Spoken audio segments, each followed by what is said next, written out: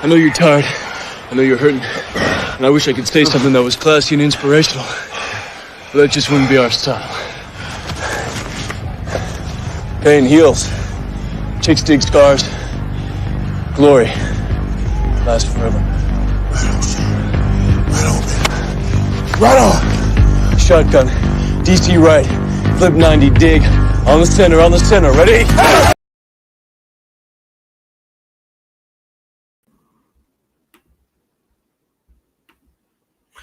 Ladies and gentlemen, welcome back to another episode of The Bills Guys. My name is Steve Mathis. You can find me on Twitter at Judge Mathis, and I am joined, as always, by my co-host, Dave Tilton. You can find him on Twitter at Tilt Money. How are we doing today, Dave?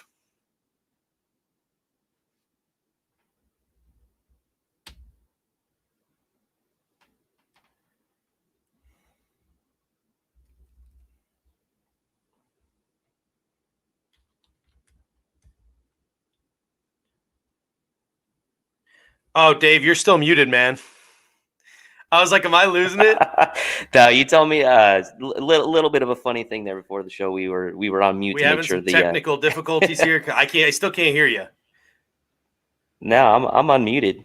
So It appears like we might be having some technical difficulties because you're no longer muted, but we can't hear you.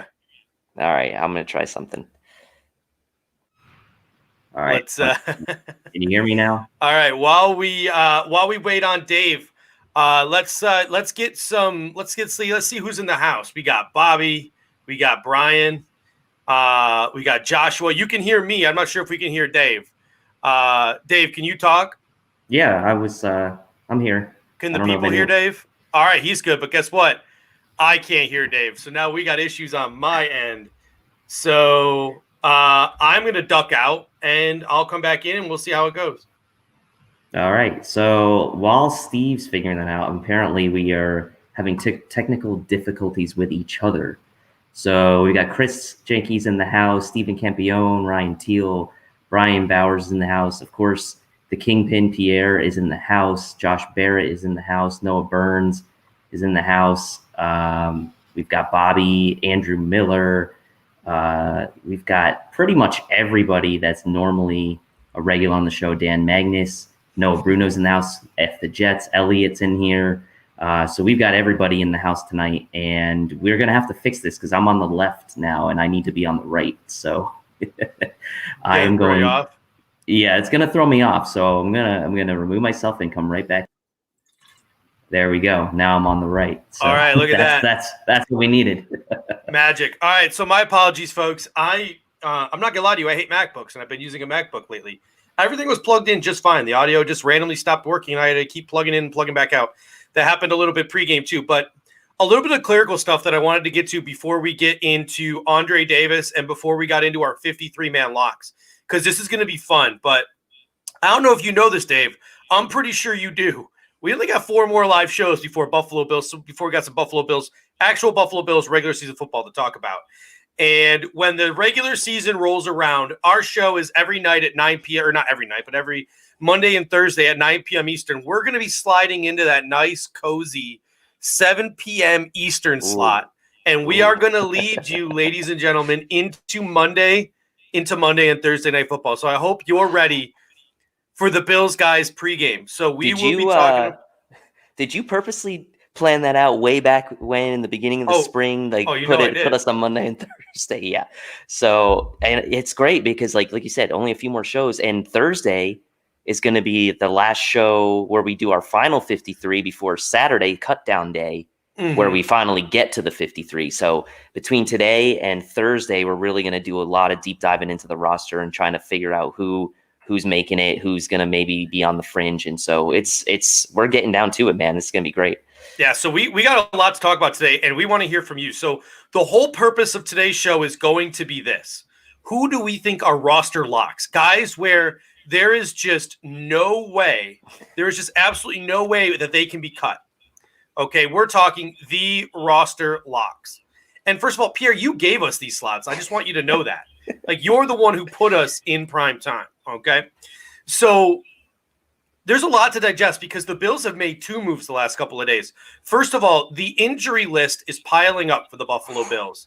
Yeah. I mean, we can go through it, but it is long. Nothing appears to be overly serious, so that's the good thing. But to be this banged up, I mean, we don't have any Derwin James, knock on wood, type of injuries right now. But to have these kind of injuries piling up as the season approaches is a little scary. We brought back Antonio Williams because of all the injuries to the running back room. Mm-hmm. And today we threw another wrench into this whole thing by trading a seventh round pick for a former seventh round pick who we traded the pick to Carolina for in the Calvin Benjamin deal. Yeah, and we got Andre Davis. The Carolina to Buffalo connection continues. This move perplexed me, and I want to get your thoughts, and I want to get the thoughts of the people in the comment section, because I know that he's really good at special teams. I get it. He's a good special teamer.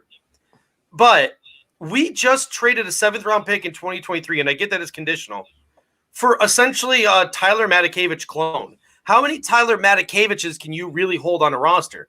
That's my question for you, Dave, because this move baffles me a little bit. I know I get the Carolina to Buffalo connection, but it baffles me. It baffles me because the expectation is that Matakevich is purely going to be a special teamer, right? That's what they brought him in for. That's what Bean said in the press conference right after free agency. So what this indicates to me is, well, number one, you're trading draft capital, albeit conditional and albeit seventh rounder 2 years from now. But what this tells me is that kind of what we've been talking about all along. Like, this guy has not played really any defensive snaps. Like, he played, I think, he registered in 3 games last year, if I'm not mistaken. And he's only got I think he has less than 10 career tackles. So he is purely a special teamer. There is no chance that Andre Smith is going to be hopefully sniffing the field on defense at all. And it's a little odd because we're so close to cut down day that is there something more going on in this linebacker room that maybe we're not aware of? But the problem is that you didn't just trade for a guy that's got defensive chops. You traded for a guy that's got essentially no defensive chops and only special team capabilities. So it's a little bit of a mind-baffling move to me, just because I don't see the value in trading for someone like that right now, especially when cut down day is less than a week away. So if you trade for a guy for a seventh round pick 5-6 days before cut down day and then cut him, you just essentially gave away a seventh round pick. So that's my view. Yeah, well, the thing that Chris actually pointed out to me on Twitter earlier when we were having a conversation was the fact that it's a conditional seventh round pick in 2023. The conditional part could be interesting. I was trying to tweet out the show. True. People are asking me what's going down. What am I looking at? I'm trying to tweet the hell out of our show on Periscope because I'm the narcissist that I am. I'm getting a little paranoid that everyone else gets more clicks on Twitter, than we do.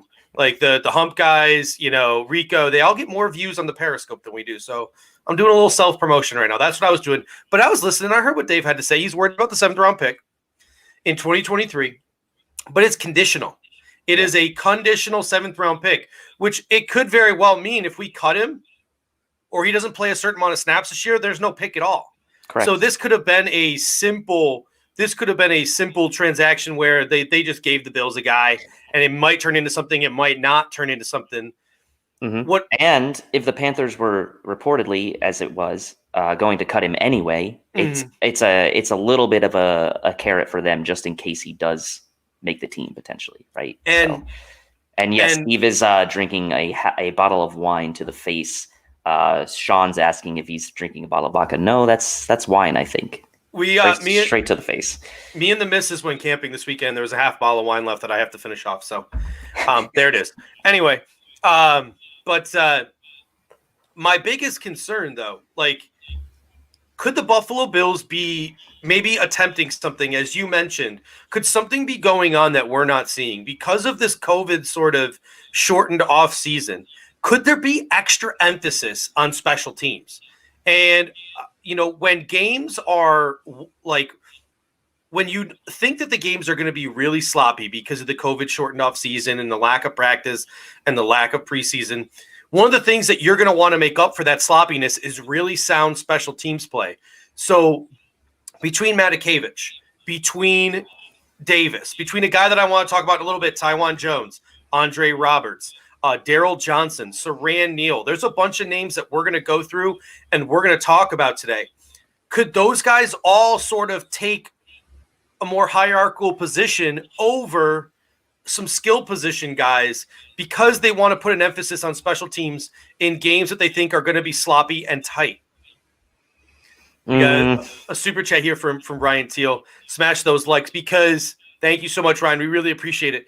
Because what I'm trying to get at here is with these new practice squad rules, you can stash all of your skill position guys on the practice squad, and you can keep your maybe core special team guys on the regular roster. The guys who are going to be active on game day, because these guys who are going to be inactive on game day and you were just going to save for 2021 or save in case of injury, those are the guys that go to your practice squad this year. Do you think maybe we're looking at a situation like that?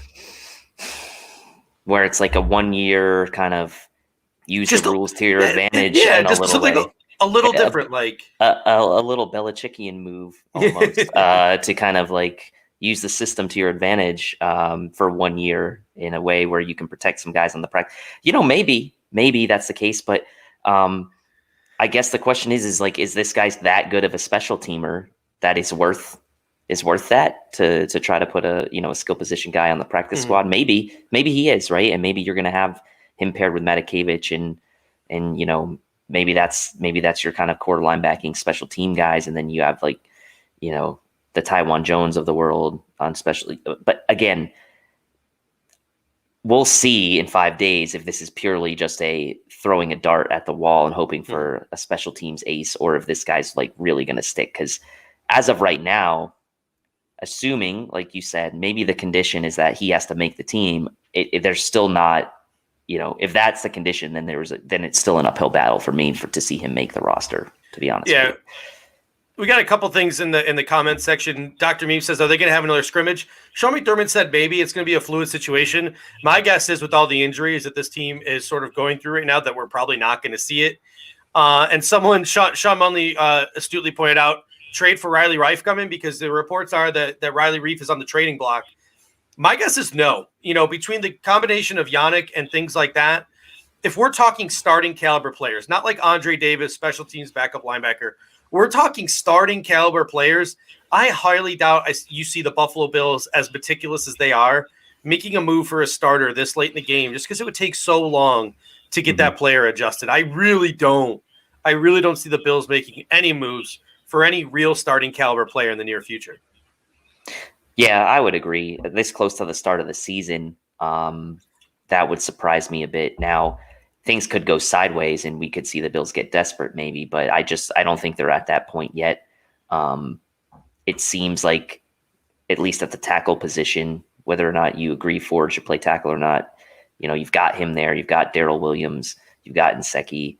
You've got a guy like Ryan Bates who's been on your roster. So I don't think that I would see that coming unless it was for just an insanely good value, as far as if we were to trade draft picks or a player maybe that we were going to cut anyway. I just don't see it. We got a couple of people saying about Fournette, and I just want to say no. Listen, I don't think Leonard Fournette is a bad football player, but Doug Marrone came out today and said we tried to get anything for him, a 5th rounder, a 6th rounder, a 7th rounder. No one wanted to trade any draft capital for him. And now he's placed on waivers, and he's probably going to make his way through waivers. The two hot teams right now are the Bears, who appear to have lost David Montgomery for a significant amount of time. I'm not too sure the details of that injury. And the New England Patriots, who just, despite the fact that they have a ton of running backs, none of their running backs are really all that good other than James White. So I'm going to say no, and here's why. In his career, Leonard Fournette has a 4.0 yards per carry average. I'd rather cross my fingers and hope that Zach Moss is better. Not only do I think Zach Moss will be better, Zach Moss is cheaper. Zach Moss will be here longer. All of these things, I would rather just roll with Zach Moss as my RB1B than I ever would wanting to chase a guy like Fournette, because I just don't see the Buffalo Bills also pushing for a running back trio. We didn't see them at all last year we really didn't see at all a Yeldon, Singletary, Gore type of game plan where all three guys were involved. So if we love Zach Moss as much as we have loved Zach Moss all off season, and we love Devin Singletary as much as we've loved Devin Singletary, why the hell would you even run the risk of bringing in a guy like Leonard Fournette, especially when he's probably going to want a starter's workload of carries? And I drafted him on my fantasy team, so I want him to go somewhere where he gets a starter's workload of carries. Yeah, I mean, this maybe would have made sense had you not drafted Zach Moss, right? And Frank Gore leaves the team, and obviously the Bills wouldn't have gone this far and this deep into the offseason with only Devin Singletary, TJ Yeldon, and Tywan Jones. So it's kind of a moot point. But yeah, I mean, if Moss wasn't in the picture, I could maybe have seen Fournette playing that Frank Gore role from last year with Singletary in a similar role. Although, Fournette, for, as much injury history as he's had and his efficiency hasn't been the great, he did get utilized a little bit more in the passing game last year. So he will get picked up by somebody. And I think just the Bills are happy with the running back room they have. It seems like that's the approach they're taking, is drafting rookies and either signing, drafting rookies or signing guys towards the end of their career, like Gore. It just doesn't seem like a fit to me right now to bring in Fournette, especially with Moss there. Now, he is in the red non-contact jersey, so we don't know what that's about. But he was out there running around and practicing. He was just in the non-contact jersey, so he is out there and running around. So obviously, we're kind of assuming it's not overly serious, but keep an eye on that. Yeah, Elliot with the comment, he calls Devin Singletary in the comment section Singletariat. I like that, sort of a play on words for Secretariat. But here's the thing, before training camp started, that was my take, was the fact that I thought for the first half of the season, Devin Singletary was legitimately going to be the workhorse back. Mm-hmm. But we've seen report after report after report come out in training camp. One, Singletary, fumble issues. He had the highest fumbling percentage last year in the National Football League. He had fumbled twice in 7 practices in the Bills camp. There was a funny sort of viral video that leaked today where the play was over and Devin Singletary is walking and McDermott was smacking the ball away from him. So, I'm not saying Devin Singletary's in the doghouse, but you could tell McDermott's trying to send a message to him, I think. But at the same time, we've heard numerous stories, especially from Joe Buscaglia of The Athletic, who's pretty well fine-tuned with what's going on in that locker room. Hey, if you're a fantasy guy, draft Moss late. Bet on Moss. It's going to be a 50-50 split. If the Bills are winning or the weather is not that great, it could be Zach Moss who gets the more carries. So report after report after report from people I trust telling me, the Bills are in love with Zach Moss, a guy who I thought there's no way they throw this guy into the fire early. Sean McDermott's too meticulous. He doesn't want his rookies, thrown in the fire in a COVID-shortened off season. Apparently not. This guy's catching the ball in the backfield. This guy's bulldozing people in practice. But he is wearing that red non-contact jersey, and it is apparently some kind of neck injury, whether it's maybe just neck soreness, whatever. My guess is they probably – Dean Marlowe? Yeah, he got hurt trucking Dean Marlowe probably. From carrying defenders on his back, he's just got a stiff neck, I guess. But at the end of the day, I think at least for now, that it appears with a couple of weeks to the season, that might just be, as someone else mentioned in the comment section, a way to preserve him more so than anything to really be too concerned about. Until we get that week 1 injury list, I'm not having panic attacks over anyone. I'm just not going to lose sleep over it until we get week 1 injury report. I mean, Bobby's kind of calling you out. You were a big Utah guy. You knew about his injury history in college. So you're still not even the least bit worried about this? You're not going to worry about it till week 1? I'm not worried about it till week 1. No. I mean, if he was missing significant, he's still out there in a red jersey. It's not like he's sitting on the corner in a bicycle on one of the cardio bikes.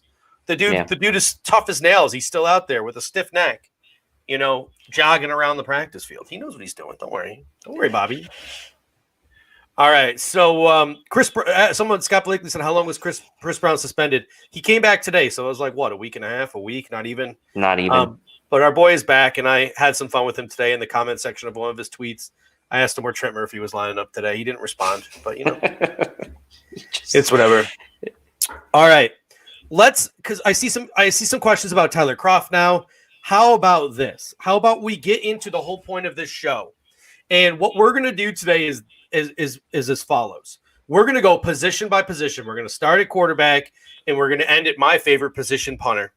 And we are going to talk about the guys that we think are roster locks. There's absolutely no way they are not cut before the week 1 of the season. And what I want you guys to do in the comments section is, as we go along, I want you to chime in, and I want you guys to be the third host of the show. So I'm going to give who I think are my locks and why. Dave's going to give who he thinks are his locks and why. And I want you guys to tell us why we're dead wrong, why you think we're right. My confidence has been weaning in weeks. So when I say something even remotely intelligent, feel free to buck up my self-confidence a little bit. Josh, I'm looking at you. Josh, keeping me on my toes every week. But so we're going to go through the whole roster, who we think are locks, who we don't. We want you guys to act as the third host. You guys are what they call them, the ombudsmans. We check us. When you think we're wrong, tell us why. If you have a question, ask the question. Share your list of who you think are locks, who you think are not locks. So as we go through this, let's make this a real conversation in the comment section, position by position. Let's have some fun with it. And let's start with quarterback. My two locks are Josh Allen and Matt Barkley, and that's it. I only have two roster locks. What are your roster locks, Dave? And do you think we need to keep three quarterbacks on the active roster because of things like COVID? No, I don't. I think it's a waste of a roster space to keep three, especially with the depth we have across the entire roster elsewhere. To me, I don't see any value in having Fromm or even Davis Webb active on the 53 when you can have one of them or even both potentially on the practice squad. We can get into the conversation about whether you think Fromm can make it to the practice squad. There's no question Davis Webb will. So to me, there's no reason to have three guys dressed on game day. And I think Barkley is certainly a lock as the number two. By all accounts, Fromm hasn't had that great of a camp. So no disagreements there. It's Allen and Barkley. They're the only two locks in my opinion. Oops, sorry. We got a super chat here from Dan, and we really appreciate it. He says, great content, guys. Keep it up. P.S. I think I speak for all of us when I say if Trent doesn't get cut, we're going to be low-key pissed.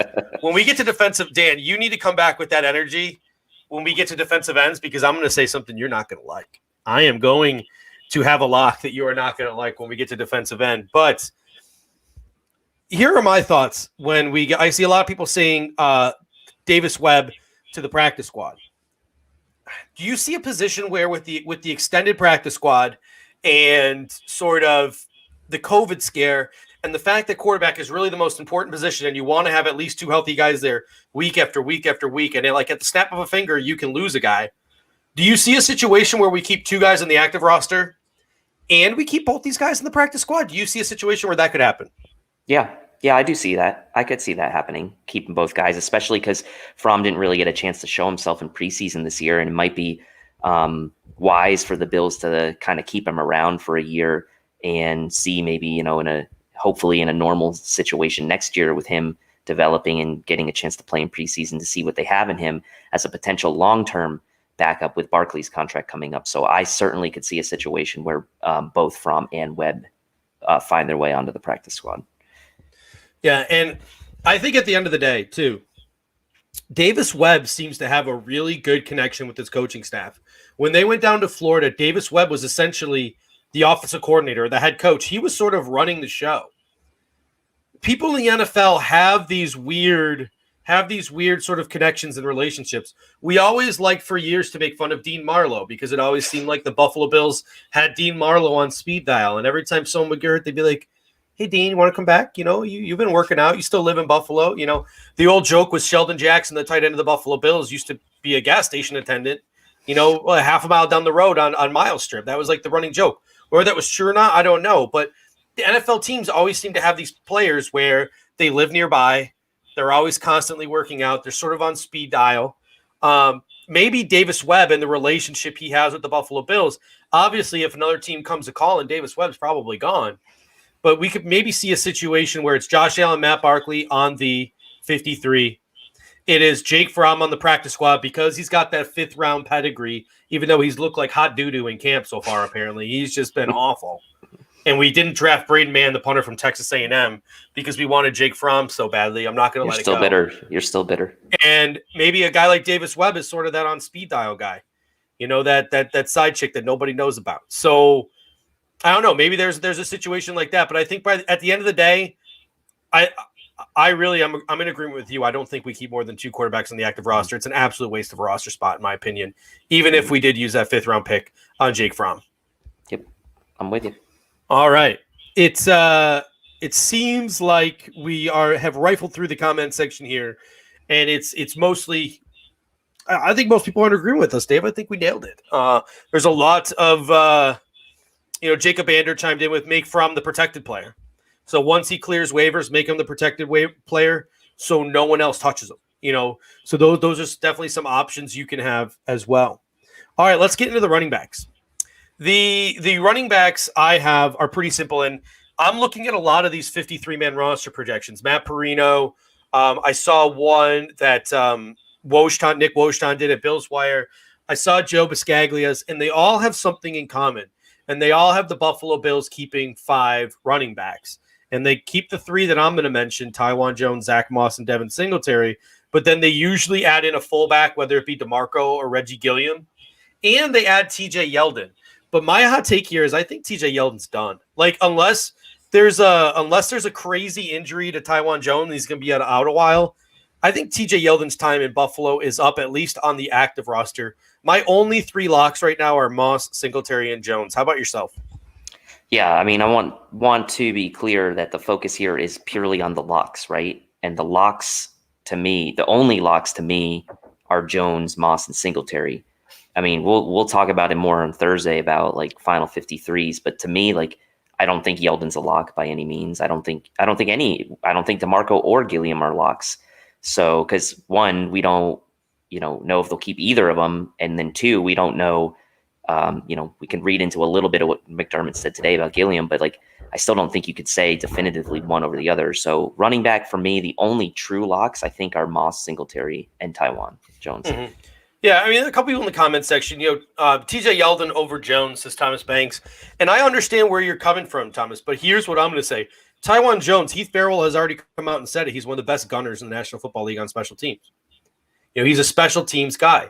And you look at the Buffalo Bills last year, they refused to use more than, 2 running backs every week in sort of the featured role. It was always Singletary and Gore or Yeldon and Gore. Like, it was never Yeldon, Singletary, and Gore all at once. And obviously things can change and things can evolve. I just don't know, with all the weapons we've added at receiver, wanting to get Gabe Davis on the field, if really another running back is something that they want to utilize. Mm-hmm. Yeah. So if TJ Yeldon's going to be inactive every week, unless Moss or Singletary is hurt, why not cut him? Who's really going to sign TJ Yeldon and make him one of your veteran exceptions on the practice squad? Yeah, no, and I agree. And I think want people to realize too, when we're going through these locks, by the time we get to what we're calling locks, we're only going to have about 40 guys. So we're not saying like locks for the 53. We're just saying like of the 53, these are the 40 or so guys that we know or we think are for sure on the team. So there is still a chance that someone like a Yeldon or a DeMarco or a Gilliam are going to be on this team. And there's a high likelihood that one of DeMarco or Gilliam will be on the team. In fact, a very high likelihood. We just don't know which one. So yeah. And Elliot commented, I thought Jones blew up his knee. You're 100% accurate. He hasn't practiced in quite some time, but from what I've been hearing, he's been walking around and he's been like working out on the sideline. So maybe the injury, it's more of like a Josh Norman type of deal where he might miss a couple of weeks of the regular season, but it doesn't appear like his season's in doubt, or we're looking at injured reserve, designated to return, or an injured reserve situation. And injuries are going to play a role in this. I mean, injuries will play a role. Guys will get hurt between now and the start of the regular season. Guys will get hurt between now and cut down day. Guys are already hurt. We don't understand the severity of their injuries, kind of got like Taiwan Jones and Josh Norman. So, injuries are a part of this, and injuries can change things, obviously.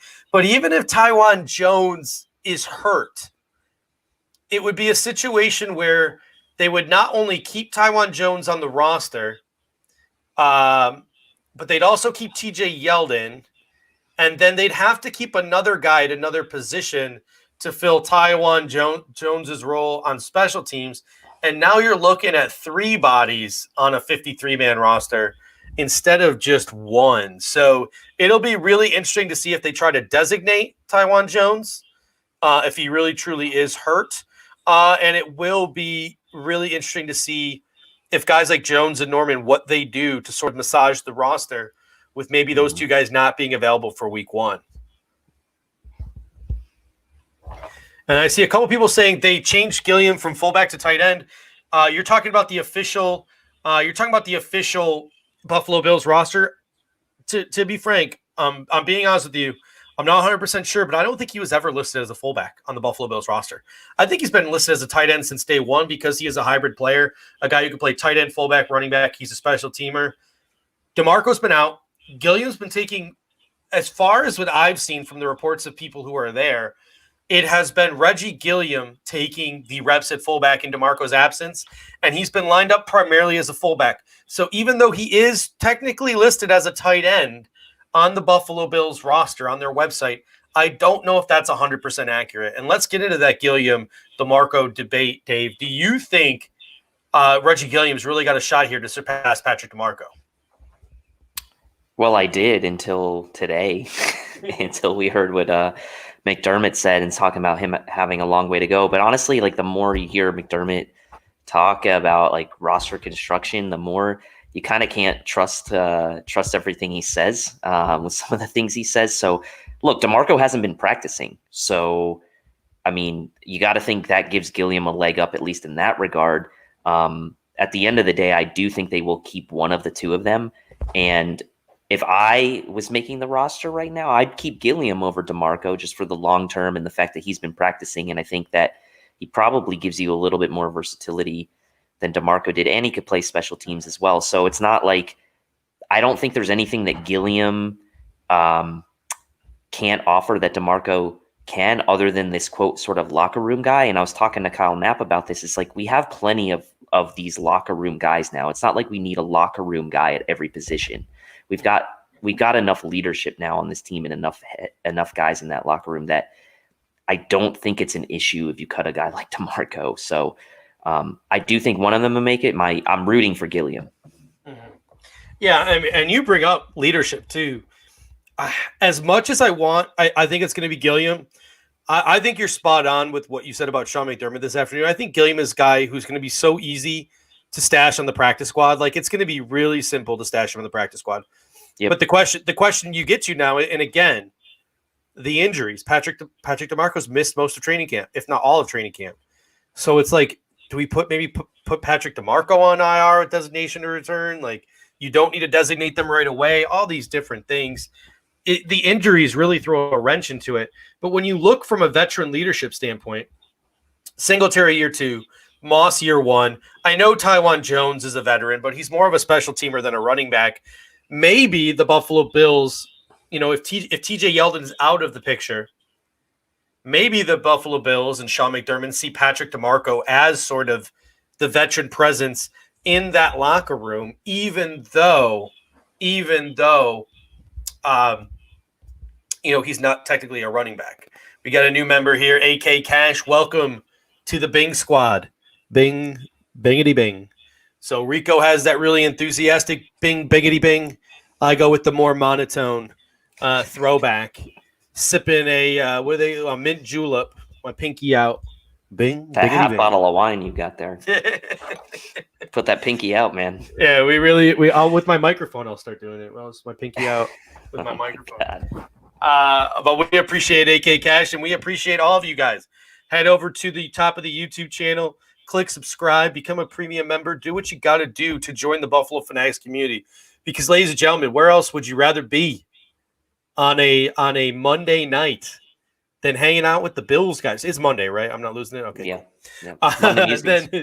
Then with the Bills guys, because we are moving to 7 p.m. Eastern time for the regular season, folks. We are your Monday Night Football pregame. You don't need Susie Colbert. You don't need Randy Moss. You got me and you got Dave. What else do you need, folks? What else do you need? So let's transition now to wide receiver. And this one's going to I think get pretty contentious in the comment section. And I need you to remember, we're talking about locks here, and we'll get into this conversation about the 6th receiver spot and the 7th receiver spot. But in my opinion, 5 guys are locks for this team. Number 1 is Stephon Diggs. Number 2 is John Brown. Number 3 is Cole Beasley. Number 4 is probably the talk of training camp. He's probably going to be the training camp MVP when all is said and done. A guy who's really surprising a lot of people, and that's Gabe Davis. He's your next lock. And then Andre Roberts for his special teams prowess. I'm sorry. Isaiah McKenzie's not returning kicks and punts, and there's no one else behind sort of Isaiah McKenzie other than Cole Beasley, Micah Hyde. Like, there's really no one behind Andre Roberts. Roberts is a lock. Davis is a lock. Beasley's a lock. Brown is a lock. And Diggs is a lock.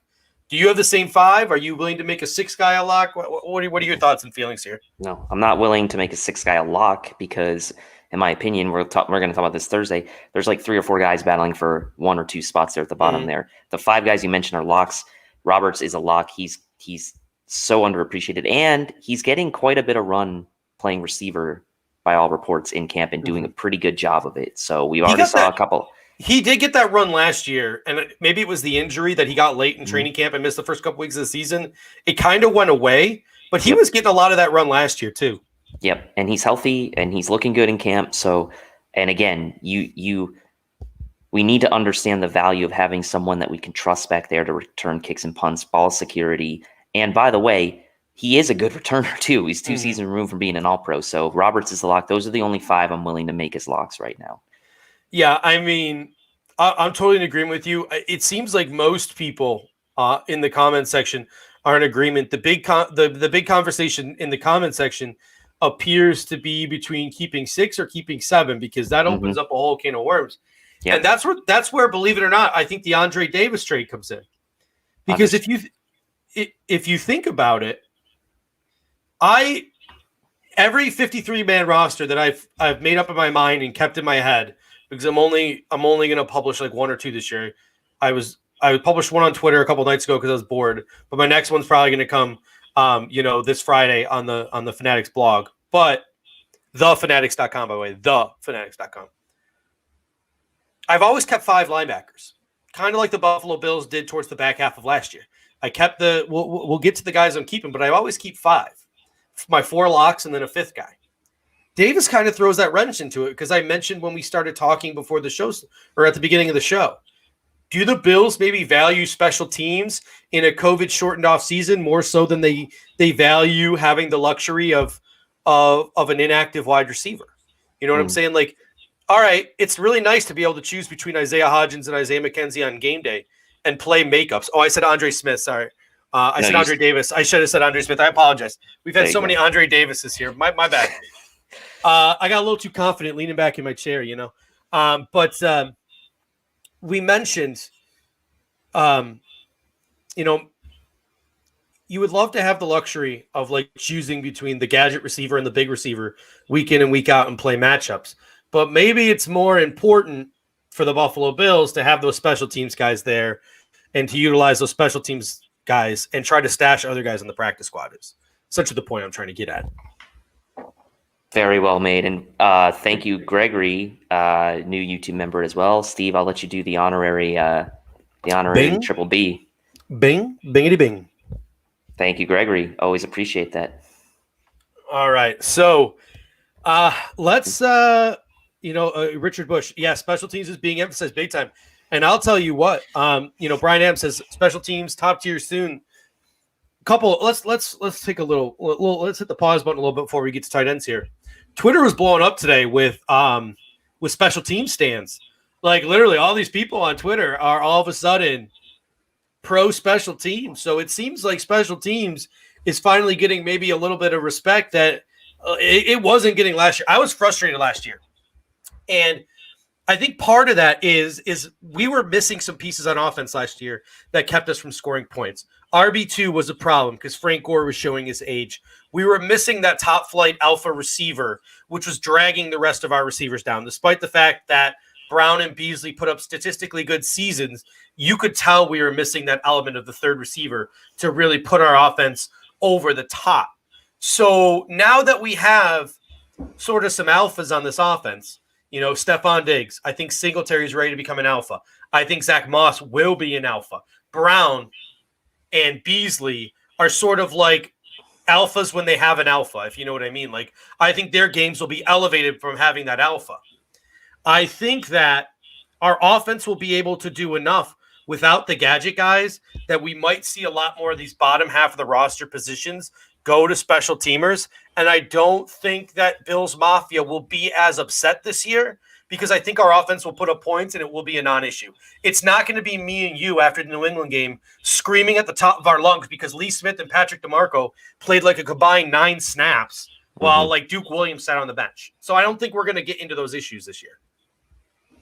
No, and I agree. And I think that, this is where coming up with those last 10 to 12 guys on the roster becomes very interesting as far as the active 53. So it also kind of makes it interesting to think about, in years past when we've kept like, let's say 4 tight ends, we're about to get into tight ends. Like, does that change at all as well? Do we keep fewer? So maybe we get into tight ends now and talk about the locks there. So I'll lead off with this one because this is probably going to be, this might be like one of the hottest takes I've ever had, which is like, I don't really come with like the hot takes too often. I'm usually pretty level-headed. Let's do it. Let's reverse roles here. I'm going to talk you off the ledge. After seeing the reports again today, freaking Tyler Croft's feet are like the freaking bane of everyone's existence. I'm going to say, okay, clearly there's going to be more than this that make the team, but I'm going to say the only lock is Dawson Knox right now. That's what I'm going to say. The only lock at tight end is Dawson Knox. Okay.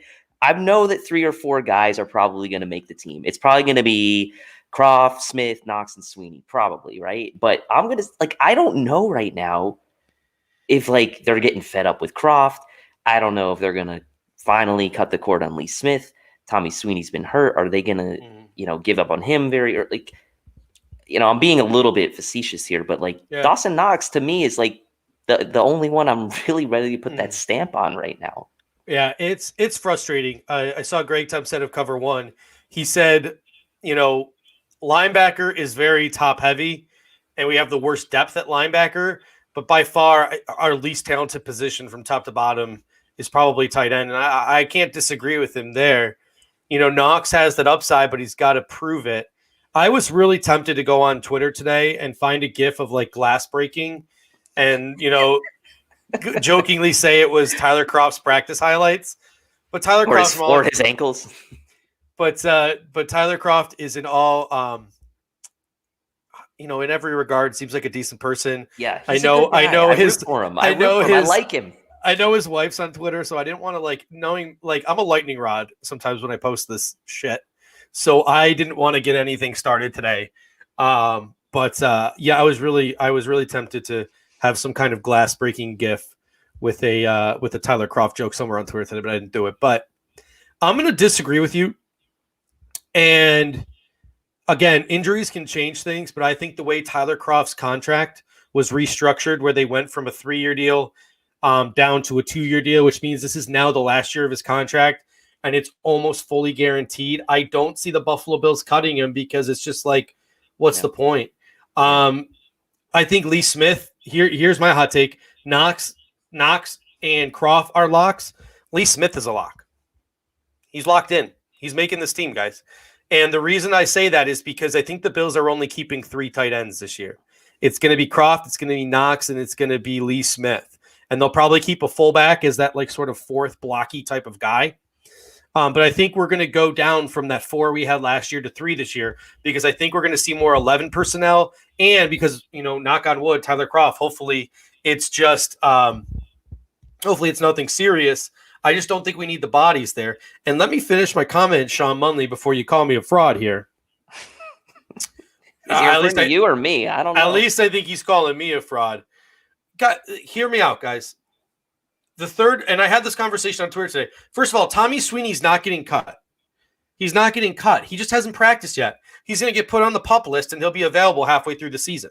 Okay? So I'm not cutting Tommy Sweeney for Lee Smith. That's not what I'm doing here. What I'm saying is when you look at the tight end room, Dawson Knox is your starter. Tyler Croft, if healthy, is going to be your number 2. And you look at that number 3 guy. You're not going to make Jason Kroom your number 3 tight end. Because what do you want your number 3 tight end to do? Block. You don't need your number 3 tight end out there spreading out, catching passes, all of these things. You want your number 3 tight end to be a blocker. So if Tommy Sweeney was healthy, I would be screaming at the top of my lungs, Croft, Knox, Sweeney. Croft, Knox, Sweeney, or Knox, Croft, Sweeney. But he's not. So Lee Smith, between the combination of what Sean McDermott said today and just knowing, I think, Sean McDermott and this team, I think Lee Smith is an absolute lock. And here's the only way in which I think I'd be wrong. Sage McDonald just mentioned it. Maybe they keep like a Reggie Gilliam as a flex guy and keep Patrick DeMarco, and it's DeMarco, Gilliam, Croft, and Knox. That's one option. And the other is maybe Jason Kroom is more athletic on special teams. Because like Lee Smith, despite being a really good blocker, is like literally the most unathletic guy on the team by a mile. And he ain't out there running things down on special teams anymore. So he's practically a third tackle or a fourth or a fifth tackle. So so maybe if Jason Kroom can show some upside on special teams and maybe show that he's not the worst blocker of the century, he gets a shot. But in my opinion, Lee Smith's a lock right now because of the injury to Tommy Sweeney. Hate me all you want, guys. It's just I'm reading the tea leaves here. Let me come to your defense for a little bit because no one else is. The injury to John Feliciano may have an impact on Lee Smith making the roster. Now, hear me out. John Feliciano's out. We may have to go with Daryl Williams or Cody Ford at right tackle with not a lot of help inside at guard, whether it's Winters or someone else. Like, there's a chance that guy out there at right tackle is not going to have a lot of help from his interior partner there at guard. So having a guy like Lee Smith as an extra blocker at the end of that line may not be the worst thing in the world. I'm trying to justify some of this. Mm-hmm. All right. So that could be some logic that gets thrown into the argument here for why Lee Smith might make the team. Yeah. I mean, and at the same time, guys, like I understand your frustration. If I had it my way, if I was the general manager of the Buffalo Bills, Lee Smith wouldn't even be in training camp. I would have cut him. I would have cut him loose a while ago. I probably never would have given him such a massive contract 2 years ago. Like, I mean, Apex has the perfect comment. I don't disagree with you. Just don't like the idea of him still on the team. Like, that's what we're all kind of saying. I think it's like for the people like telling me in the comment section, like, stay off the drugs or like all these things. Like, you can't picture a world. You can't picture a world where the Buffalo Bills coaching staff truly admires Lee Smith's leadership, Lee Smith's blocking ability, Lee Smith, all of these things about Lee Smith that guys like Sean McDermott covet. And for all the people who are saying he's not a good blocker, I get that he had some holding penalties last year. I understand that. But if you ask any of the football players around the National Football League to name some of the best blocking tight ends out there, he is highly respected amongst coaching staffs, amongst fellow players, as one of the better blocking tight ends in the National Football League. He just is. Elliot wrote Lee Smith equals process. That's 100% accurate. Like, I get where your anger is coming from, guys, in the comment section. I understand it. Because if I wasn't hosting the show, I'd be saying the same thing in the comment section to the person in my position. No one wants him here. No one. I can't find a single sane person that's like Lee Smith, like 30-something years old, looks like a glorified left tackle. The only time he catches the football is when no one thinks he's actually going to run a route, so he's just standing there wide open in the end zone against the Tennessee Titans. Gets holding calls galore. I understand where the fan frustration is coming from. I totally get it. It's totally justified. But if I'm looking at this, from sort of trying to get in the mind of McDermott and Bean, I think he's an absolute lock. If Sweeney wasn't hurt, I think there's a conversation to be had, but he is. So to me, he's an absolute lock. Yep. And now that we spent 30 minutes on tight ends, we can move on to offensive line. Yeah, let's move on to the offensive line because I'll tell you what, I don't have as many locks here. Here are my locks for the offensive line. I have Deion Dawkins. I have Tyan Secchi. I have Cody Ford. I have Daryl Williams, Mitch Morse, John Feliciano, and Quentin Spain. That is it. And I just recently added Daryl Williams to my list of locks. So I am keeping the Evan Baines, the Ike Buckers, the Ryan Bates, and my hot take, the Brian Winters. I'm keeping them off my list for now. I'm going to need to see it all the way up until cutdown day. How about you? Who's on your lock list? Morse, Spain, Feliciano, Williams, Ford. I'm missing somebody. Who am I missing? Doc, Inseki, and Dawkins. So I have what is that? I have 7 guys as locks. I'm not putting Winters as a lock. I was talking to Knapp about this. I'm like, I don't think if the Bills, I think it depends on what they want to do with Cody Ford, right? I think if Ford ends up sliding over to guard, then there's no way Winters makes, well, I shouldn't say there's no way. I said it's less likely that Winters makes the team. But I mean, listen, you talk about who were you talking about before being hot doo-doo in practice? Like all accounts are that Winters is getting just steamrolled. Like, yeah, we've only seen a few plays, but like the few plays we've seen have not been good from him. And I get it that other teams might have been after him, but like, I don't think this guy is very good. I mean, why would a team like the Jets, who's like desperately needing offensive line help, cut this guy? So I'm not putting Winters as a lock. I'm only putting those 7 guys, Morse, Spain, Feliciano, Williams, Inseki, Dawkins, and Ford as my locks. A lot of people in the comment section are dropping the name Ryan Bates, and I feel like that is why we have some of the smartest fan base. We have one of the smart. I'll take it back. We have the smartest fan base in the National Football League because we can have 20-minute conversations about punters, and people all agree that like Ryan Bates is probably going to make the team. I'm going to totally agree with you guys in the comment section. Yeah, I think you will too.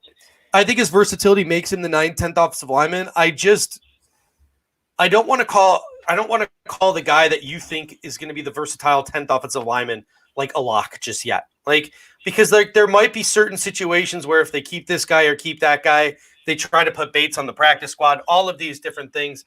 I think there are a number of things that can happen that make it a little bit less of a lock for me. And that is why I'm not making Bates a lock, but I love Bates' chances. I love Evan Bain's chances. I mentioned on the last 2 shows, I think Feliciano is not going to go on IR. I think they're going to probably try to bring him back somewhere in the early weeks of the season as he recovers from this, this torn pec.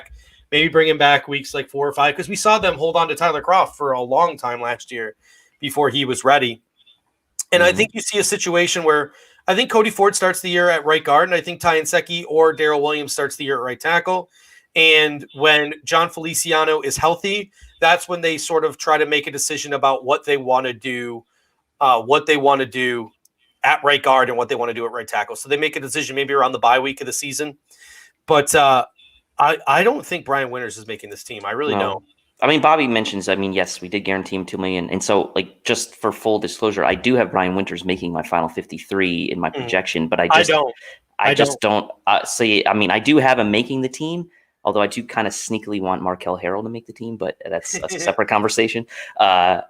So I just don't know that I want to call him a lock right now. That's all I'm saying. Yeah. And Daniel Gowries makes a great comment. He says, Feliciano will be IR set to return, in my opinion. That's great. When we talk about the final 53-man roster here, though, this is something to keep in mind. When you see the final 53-man roster come out on Saturday, John Feliciano's name will be on it. If John Feliciano is put on injured reserve right now, I have a comment about the wine I'm drinking in a second, so I'm going to re-explain it when we're done. But when John Feliciano is going to make this 53-man roster, if you put him on IR right now, he's out for the season. He's out for the season if you put him on IR right now. You have to carry him into the regular season and then put him on IR in order to designate him to return. So my guess is like they would cut in Evan Bain. They would tell Evan Bain, hey, sit around your phone. We're going to call you Sunday morning. They'll carry John Feliciano to the active roster. They would sign Evan Bain back and put Feliciano on IR designated to return on Sunday. So that's something that you might want to see. That's something that you might want to expect when it comes to Saturday. But that's certainly a conversation to be had about putting him on IR, because I think we do have a perfect bye week for that. What's our bye week? It's like week 11, week 12. That's a perfect week to sort of bring him back by like week 7 or 8 or 9. Let him practice a couple of weeks, make him a backup, and then use that sort of bye week to sort of make your decision on what you want your final starting lineup to be for the rest of the regular season. I'm getting a ton of comments on my wine right now, so I need to explain This is a $5 bottle of pink Moscato. I'm not going to sit here and pretend like it's not, okay? But what I'm saying is we went camping this weekend. My fiance and I, we went out of town. You know, she likes the wine. I like the beers and the liquors. You know, she didn't finish the wine. She wasn't going to finish the wine. It was sitting in the fridge, and I had to finish it. Someone had to finish it. Might as well be you. At what point is alcohol just alcohol? You know, that's what I'm saying. Sometimes you just got to suck it up, take one for the team, and drink the pink Moscato. I can't tell you how many times I would go to the gas station, drop like $8 on one of these things, chug it to my face one night, and get a nice little buzz. I mean, there's nothing wrong with it. There's absolutely nothing wrong with it.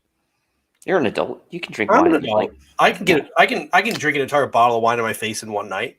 Get a nice little buzz going. There's nothing wrong with that. Nothing wrong with it at all. Oh, you like what you like, man. You drink what you drink. All right. Well, that I want to talk about some of the depth in the offensive line because we didn't get a chance. Trey Adam apparently is having an absolute miserable camp. I don't even know if he makes it to the practice squad at this point. Ike Butker is an interesting name. What are your thoughts on Ike Butker? Because apparently, according to everyone else, Ike Butker is completely Ryan Bates is completely outplaying Ike Butker. However, the Bills seem to have this sort of love and affection for Ike Butker, the Iowa guy, all of these different things. So my question for you is what are your thoughts on Ike Butker? Is Ike Butker a name that makes this roster where we're all like, man, we should have seen that coming? Well, he made it last year. So, exactly. And everyone was like, where we didn't see that one coming. Yeah, so we can't totally discount the fact that he's got a chance. I think that the Feliciano injury could open up a chance for him to make the team. Knapp and I were talking about this as well. But, you know, you think about who are going to be your backups. You know, that's how I start thinking about this. Well, Bates is probably going to be your backup left tackle if Ford is playing guard and you have to throw in Secchi or Darrell Williams out at right tackle because you need two tackles to back up, right? So either Darrell Williams is going to be a backup tackle or Secchi is. And so you got Bates, the backup left tackle. Then who are your backup guards, right? Is it going to be Brian Winters? Is it going to be Butker? Is it going to be, I mean, your options are a little bit limited. You have Markel Harrell there. So I think there is a legitimate chance that Ike Butker does make the team. But I also think that maybe it comes down to the fact that if they did guarantee Brian Winters that $2 million, he might not make it. And then he may, is he still eligible for practice squad? I'm not sure. Brian Winters? No, Butker. Everyone's eligible for the practice squad. Well, Brian Winters is eligible for the practice squad. True. I keep forgetting about this veteran thing. So like, I think it's a less than 50% chance, but I wouldn't be surprised if he makes the team. I don't think he is, but he made it last year, so you never know. I think we're all sleeping on Evan Boehm. Like, I think that I have him in my final 53. Yeah, I think Evan Boehm's going to be the backup center to start the year. Mm-hmm. And Butker has that center guard flex too. So I think that's why I think Brian Winters might be gone. Like, and Chris made a point a couple of years ago. We waived Ike Butker, and then he got claimed by the Chiefs. And the Bills got so paranoid that they started keeping more offensive linemen last year. Like, how bad were we last year when they kept Connor McDermott on the final 53? We lost our minds. Yeah. So, like, in my opinion, it's going to be nine guys, and then maybe even 10 if you count John Feliciano, because the new NFL rules, you need 8 offensive linemen on game day, right? Is that what the rule is? 8 on game day. So it wouldn't surprise me if teams kept 10 offensive linemen, because if you have 2 offensive linemen injured or 3 offensive linemen injured, all of a sudden you got to call guys up from the practice squad or sign a guy off the street because you don't even have enough offensive linemen to be active for game day.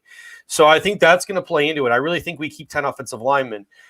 So it really, really should be interesting. But I think those final spots are going to be between Darrell Williams, Evan Boehm, Ike Butker, Ryan Bates, Brian Winters. That's going to be sort of the competition we see.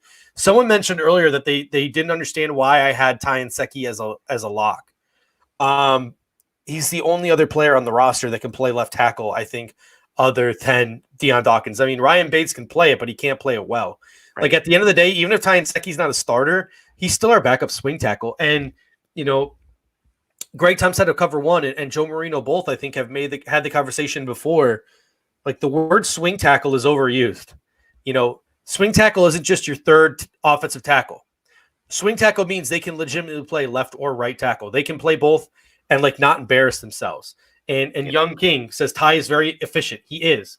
He's going to play left tackle or right tackle if someone gets hurt, and he's not going to embarrass himself.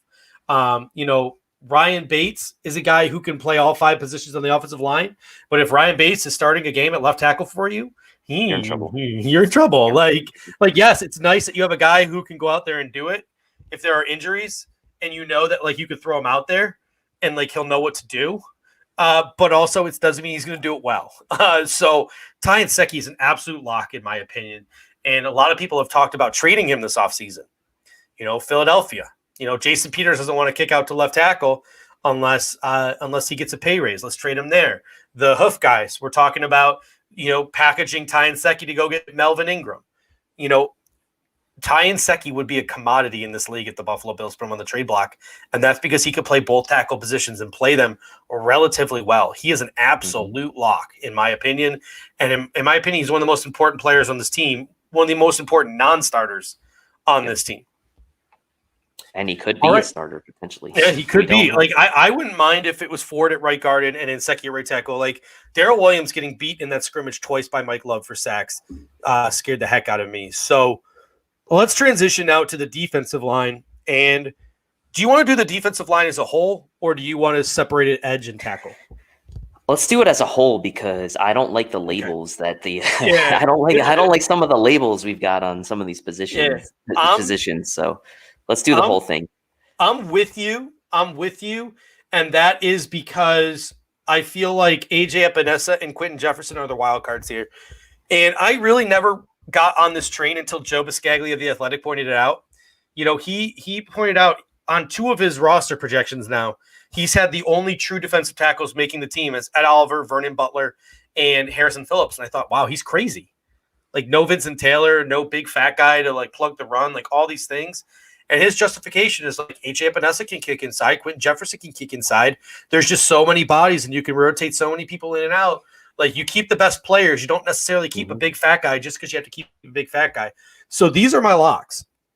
I got Jerry Hughes, Mario Addison, AJ Epinesa, Quentin Jefferson, obviously, Ed Oliver, Harrison Phillips, Vernon Butler, and Trent Murphy. Those are my locks. Yeah. And I was tinkering with this today, and I mean, again, taking from McDermott for his word, talking about how Trent Murphy's not going anywhere, and he understands like the cap ramifications. You almost have to kind of like, I kind of believe him. I mean, I know I shouldn't, but I kind of do believe him that Trent Murphy's going to make the team. So the 8 locks I had were Addison, Murphy, Hughes, Epinesa, Butler, Jefferson, Oliver, and Phillips. And you talk about that big guy to plug the middle, like Butler and Phillips are going to be those 2 guys that rotate around in the middle at that one technique position, in my opinion. And then at the 3 technique where Oliver is there, or in like a third down situation with rushing, you take Butler or Phillips, whoever, off the field, and you bring Jefferson or Epinesa potentially in those situations. So I'm with you there. I mean, we still have the 2 big, huge dudes in Phillips and Butler. It's just the rest of the line that gets a little more versatile with the guys you can bring inside. So I begrudgingly say that Trent Murphy's a lock because of what was said today, and they've had every opportunity to get rid of him earlier in the offseason, and they haven't. So why wait till this late in the offseason to get rid of him? Yeah, I mean, and this is, Apex comments, Murphy's not a lock. He may be on the team, but he's not a lock. At what point did we talk this narrative into existence? I mean, what clues are the Buffalo Bills giving us that Trent Murphy is not a roster lock? Like what have they said to us?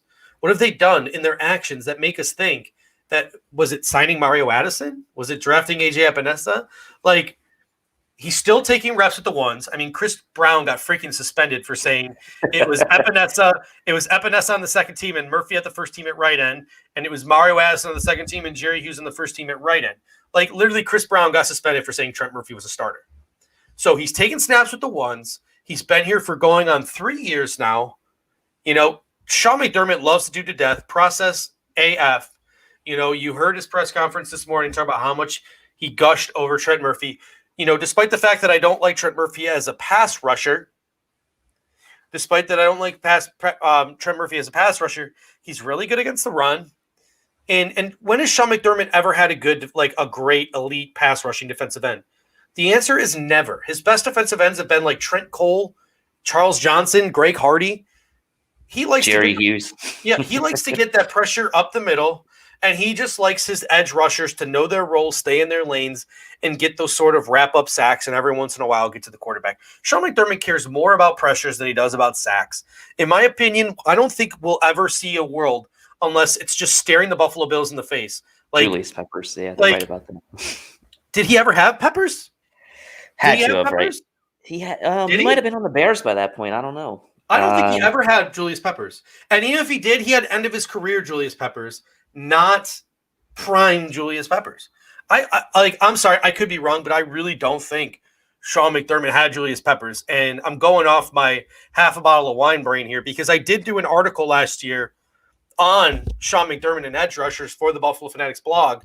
And I broke down all the defensive ends he had over his career, and Julius Peppers wasn't in that article. Yeah, he might have still been in Philadelphia at that time. McDermott, that is. Yeah, he might have still been in Philadelphia at that time. So I don't think that Sean McDermott ever had Julius Peppers. And again, I could be wrong, but I'm sorry. Anthony says, "Oh, we signed 3 guys and drafted a guy." I really do think AJ Epinesa is a guy who just fell into our lap. I don't think we were ever expecting to draft that guy. Quentin Jefferson's got that inside-outside flex. Mario Addison, I think, is going to be more of a pass rusher than a run-stopping guy who you could see sort of like a joker moved all around the field. I really think Sean McDermott wants his trusty left end. His number one, his first-team left end. I think it's going to be Trent Murphy. I think he's an absolute lock. Yeah. And I do think we keep 9 defensive linemen. So we'll get to that later. I'm in total agreement. And then it's going to come down to, all right, do we want to keep another defensive tackle? Do we want to keep Tenzel Smart? Do we want to keep Vincent Taylor? Both have had pretty decent camps. Mike Love, Brian Cox Jr. I mean, there's a lot of options. Daryl Johnson, yeah. I think it'll end up being Daryl Johnson, and guys like Love and Cox and Taylor and all them will be moved to the practice squad. I think that Daryl Johnson is, of all those names you just listed, Taylor, Smart, Johnson, Love, Cox. I'm not saying Daryl Johnson's had a better camp than any of those guys, but I'm saying as a prospect, I like Daryl Johnson more than any of those guys. And what Daryl Johnson brings to the table that none of those other guys bring. Daryl Johnson played a lot of snaps on special teams last year. So, take that for what it's worth too. So I think Daryl Johnson could be closing in on lock status, but I think a bunch of stuff happening in front of him is going to dictate that as well, like how many true defensive tackles they want to take. So it's going to be really interesting, and we're definitely going to get into that on Thursday's show. Thursday's show is going to be a lot of screaming and yelling, folks. A lot of screaming and yelling because we're getting down to it. Yeah, and Jacob confirmed for us in the comments that Peppers was in Chicago by the time McDermott made it to Carolina. So every once in a while, a blind squirrel finds a nut. Finds a nice bottle of wine, too. All right, let's well, first of all, because Richard said love Cox in the thing. I was writing my article today of roster locks and not, and then for my long shots. So in my article on the BuffaloFanatics.com, I said, here are the locks, here are the players in the bubble, and here are the long shots. And for my on the bubble players, I literally listed it as what was it? Johnson loves Cox, like that. Johnson loved Cox, like that's what it looked like on the screen. I'm like, this is problematic. But it was kind of funny. Those are the 3 names at the bottom half of the defensive end roster. Just a funny play on some words there. But let's get to linebackers then. And we are really stacked up top at linebacker with Milano and Edmonds. We are really stacked up top with those two. Those two are really good players, and we could probably sit here and talk for 60 minutes about Matt Milano's contract, and then we could probably talk another 60 minutes about Shereen Edmonds' potential. So let's skip over that and just call them roster locks. Mm-hmm. And then AJ Klein and Tyler Matakevich are probably locks as well. Klein to play strong side linebacker, that sort of 2-down linebacker role, a trusty run stuffer, a guy that Sean McDermott's comfortable with. Tyler Matakevich, who both Brandon Beane and Heath Farwell have raved about his special teams abilities, and now he's here to help fix the special teams unit. So that leaves us. Those are my four. Those are my four locks. How about yours? And then we'll talk about what that leaves us with. Yeah, those are the only four I marked down as locks. I do think we'll probably keep 6 linebackers, maybe 7, but I mean, it's just not a deep group, so I'd hate to keep 7 at a position where we're not especially strong. So I'll say 6, but those are the only 4 I had as locks were Edmonds, Milano, Klein, and Matakevich. Mm-hmm. Yeah, I mean, Joshua Barrett literally nailed what I would do on the head.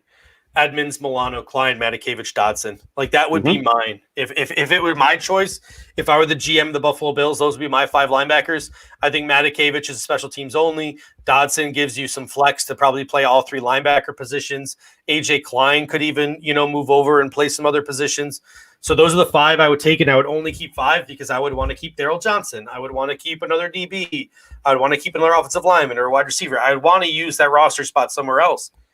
But Andre Smith throws a wrench into that. Like, he really does.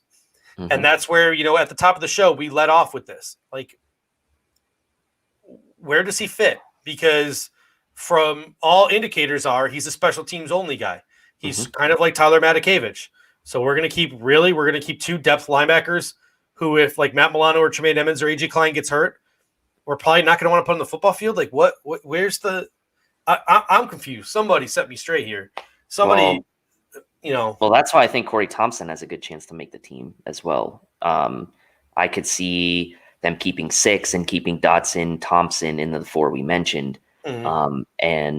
And honestly, Voshan maybe doesn't make the team, and Andre Smith gets cut as well. So that's kind of where my head's at right now. I mean, 5 is not a lot, but we could get away with it depending on if you keep another guy at another position who can play special teams. So I've always been a Corey Thompson guy. He just doesn't ever seem to be able to stay on the field.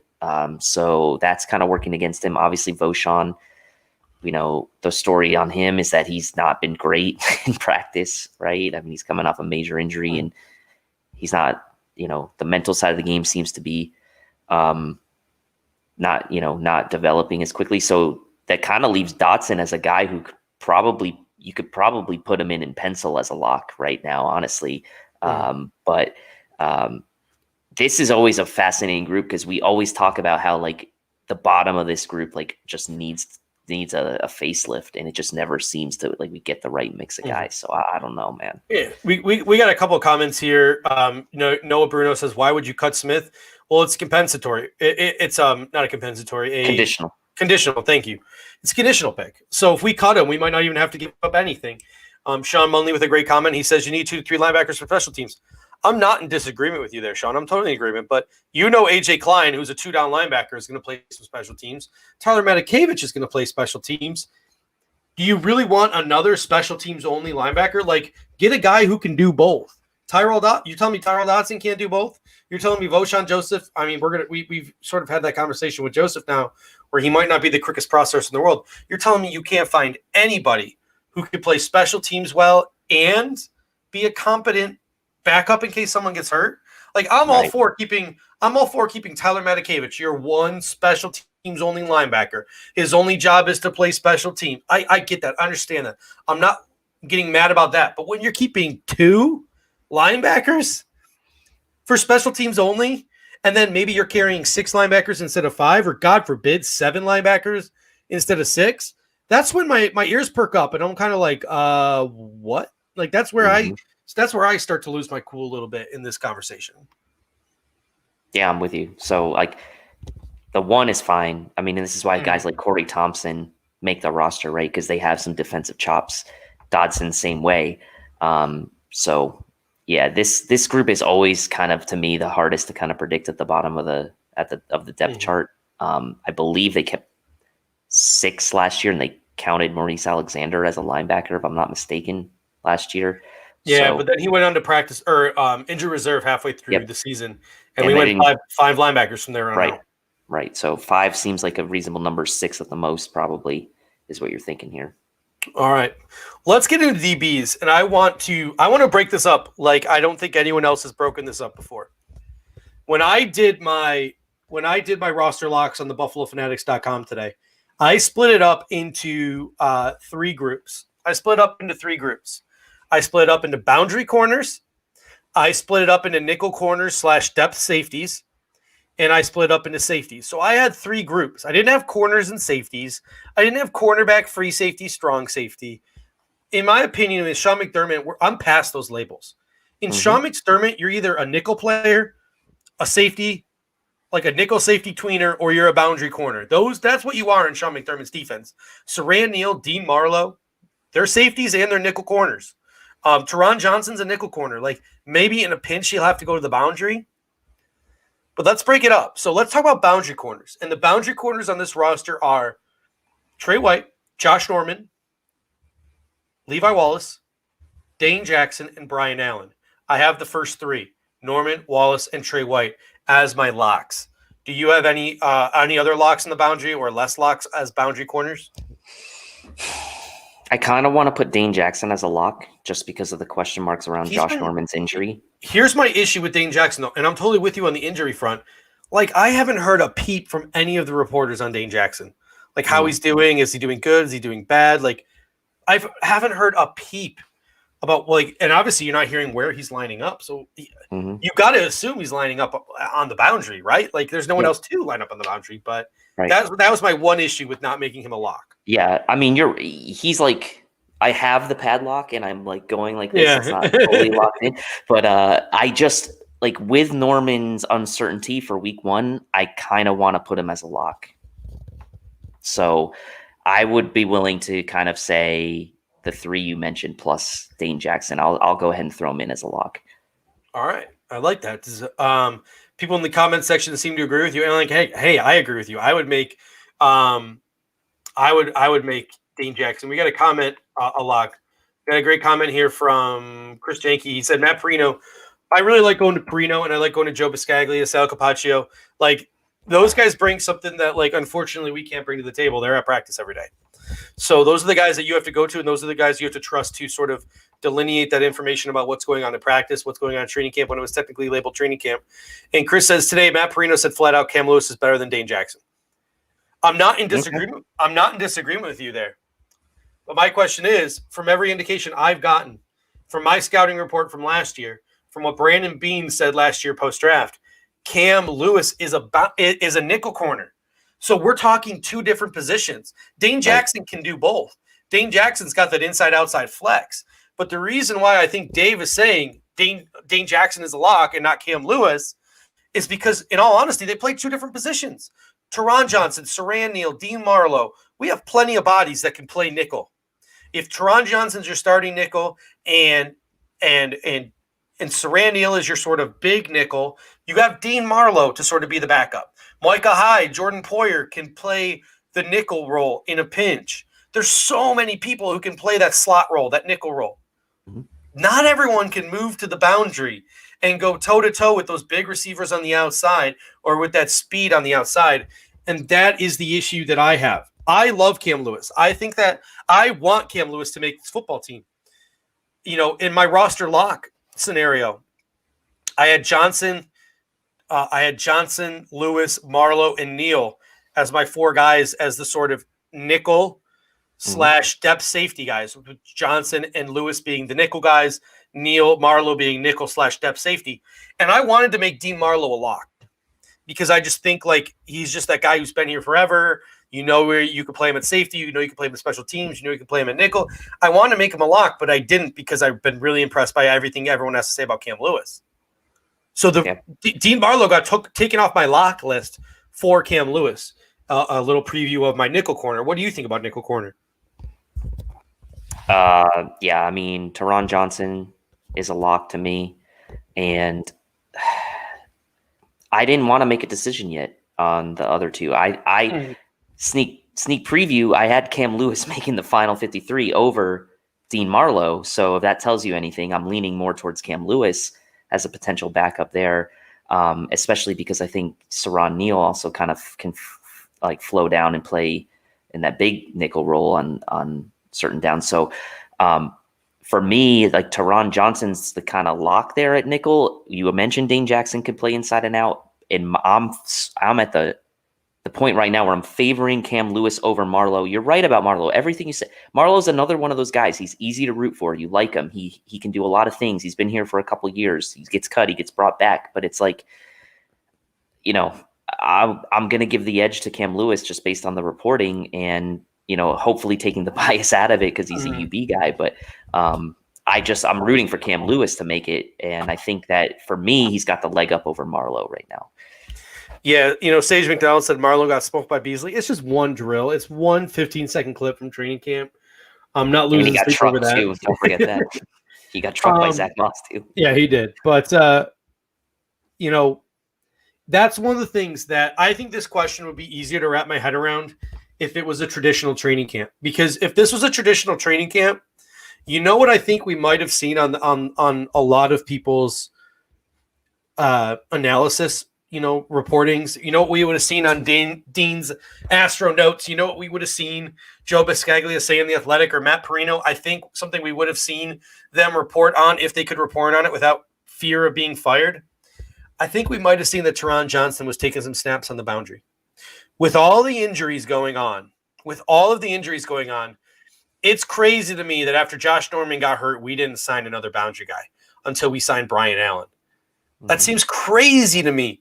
So they can't report it, but I would not be surprised if maybe Taron Johnson is sort of an emergency boundary guy. I'm not saying he's a perfect fit for the boundary, but I know, was it last year in that Jets game when Levi Wallace got hurt? I believe Taron Johnson, before we got into the Isaiah McKenzie's of the world playing corner, was out there on the boundary. Saran Neal was too, but that was just literally the Bills didn't give a shit about that game.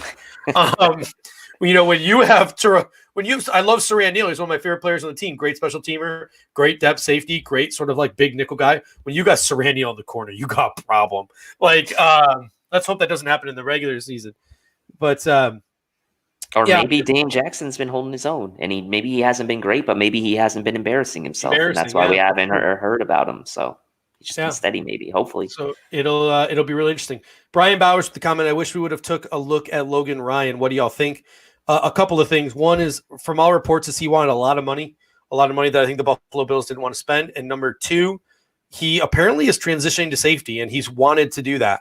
So the Bills really don't have a need at safety. He's a nickel corner. I mean, Logan Ryan has forever been a nickel corner, and he appears like he wants to make a Devin McCourty style career shift to the safety position. So that's just not something I think the Buffalo Bills are really interested in. So it's not the end of the world. It would have been cool if he would have brought in, but it is what it is. Let's transition now to safety.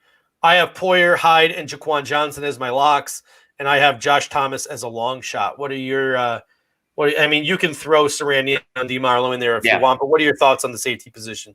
So I had Poyer, Johnson, Hyde, and I had Saran Neal in the safety group just for that making it four quote safeties. So those are the guys I have as 4 locks at the safety position. I didn't really have. I don't really think there's any other threat to make the team, honestly, out of this group other than Marlowe. I don't think that Josh Thomas makes it, but you never know. I mean, could be a guy that we haven't heard much about, and he sneaks on, but I just don't see it. I mean, last year they only kept 4. Obviously, one of those 4 was Marlowe. So this year I'm kind of just grouping, kind of like defensive end, and defensive tackle. I don't want to put the label on like safety corner. I think at the end of the day, what it comes down to is how many defensive backs do you want to keep? Whether that number's 9, it's probably 9, maybe 10. Then that's kind of like what you're looking at for this group. I will say this. I absolutely love going into training camp. I loved our secondary, but the Josh Norman injury and the EJ Gaines opt-out has sort of made me I haven't verbalized my concern yet, I don't think, but it's always been sort of in the back of my mind because I'm just worried about the boundary. Nickel between Taron Johnson and Cam Lewis, Saran Neal, and Dean Marlowe, I'm fine at nickel. Between Micah Hyde, Jordan Poyer, Jaquan Johnson, Dean Marlowe, Saran Neal, I'm feeling pretty confident in safety. Obviously, you don't want Hyde or Poyer to go down, especially for a significant amount of time. I'm completely content with Levi Wallace as my number 2 corner. I'm obviously content with Trey White as my number 1 corner. Your issue then becomes what if one of those 2 guys gets hurt? Because if a boundary guy goes down, a team with a good quarterback is just going to be throwing the ball in that direction all game.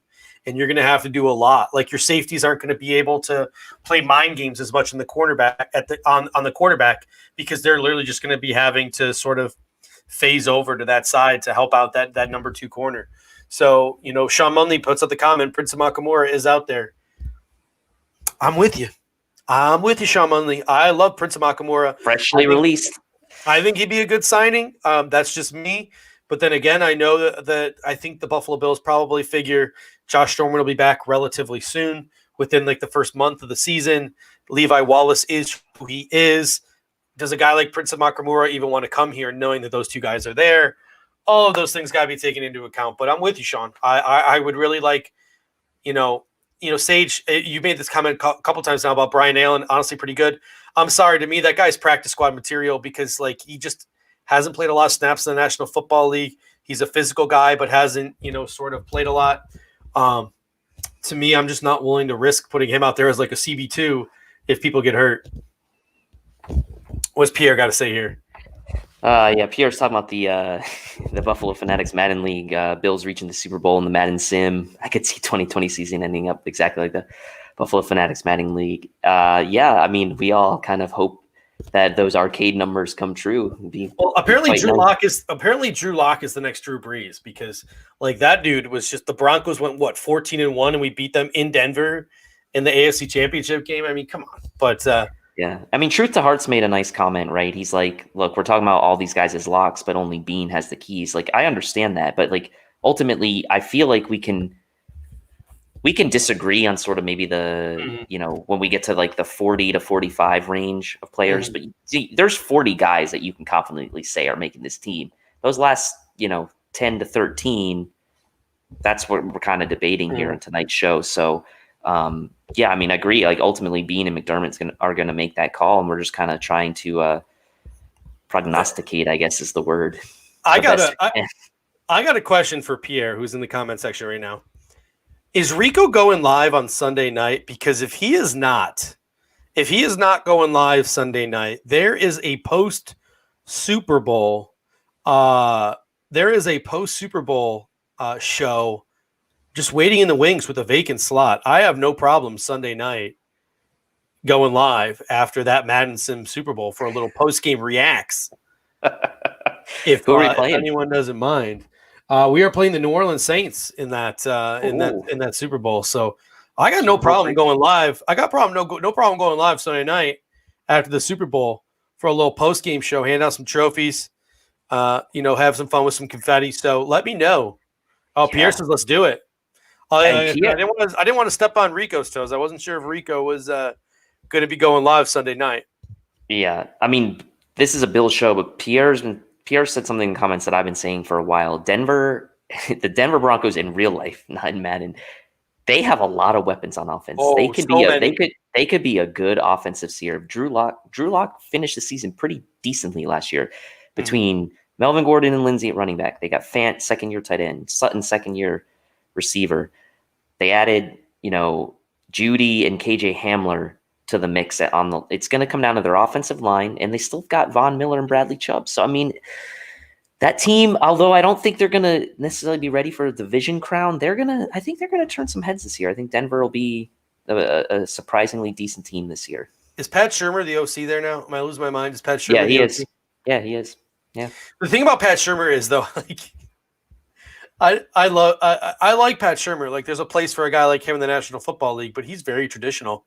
And like, well, so is Fangio, right? So yeah, but like, does Pat Shurmur know how to handle all those weapons on offense?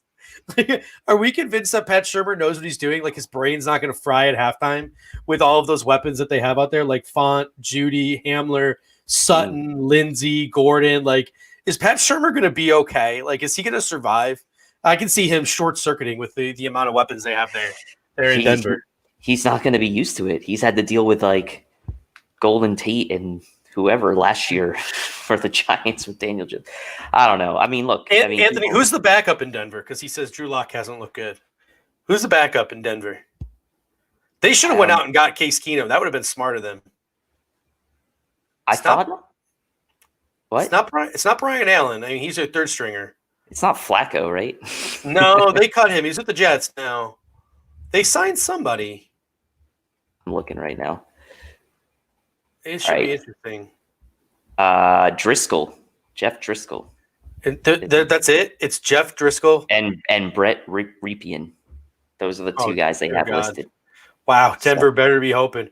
So for all you Denver Broncos fans, all zero of you listening, you better hope that Drew Lock is the real deal. Yeah, it should be really interesting, right? And that's a conversation that I think we as Bills fans might have to have in a couple of years, right?